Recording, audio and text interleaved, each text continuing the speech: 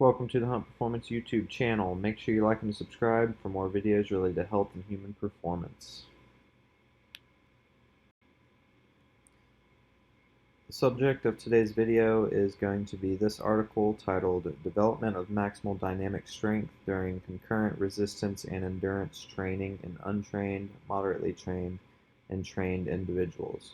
A Systematic Review and Meta-Analysis.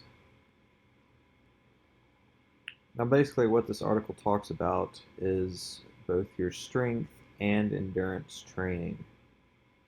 And obviously you want your exercise to help you build as much strength and as much muscle as possible. So the study looks at the effects of concurrent training, lumping them into one exercise performed within 20 minutes, with your strength and your endurance performed within 20 minutes.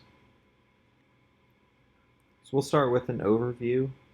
We'll start with background on concurrent strength and endurance studies, basically an introduction. And then we'll get into talking about the results of previous research and the effects that concurrent training has on different subjects. And then at the end, we'll talk about the suggestions and give you a summary based on this research. Now, no sport is only strength or only endurance. Both must be trained, even if you are a weightlifter or if you are an endurance runner or cyclist. You still have to train both to increase your strength. Now, this is also recommended by the World Health Organization, and what this does is it promotes strength adaptations within the skeletal muscle, doing both strength and endurance. And those are called concurrent training when you lump in strength and endurance into basically one big workout.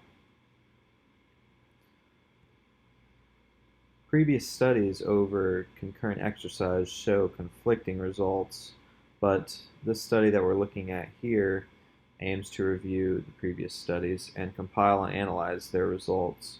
And they also categorize those studies. And down below is the proper citation for the study. As I said, the previous concurrent training studies show conflicting results, but when you analyze them and compile them, they lead to more answers. They tell us more answers. And the goal of this study is basically, or the goal of all of the studies, are basically to build strength and how you could build the most muscle strength. Basically what happened is that the study reviewed all of the research and then break them down into untrained subjects, moderately trained subjects, and well-trained subjects. This was also noted in the title of the study. Now, we're going to look at how the concurrent training affects each of these categories, each of these populations of subjects.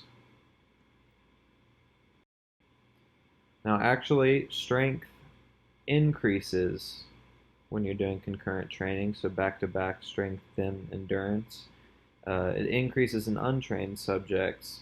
It also increases in most moderately trained subjects, but there were also some moderately trained subjects that showed a decrease in their strength from doing concurrent training. And in well-trained subjects, there shows a decrease in strength after doing concurrent training. Now this is likely because those well-trained subjects have set up a routine and they're well-trained, so they have shown an adaptation to training in a certain way.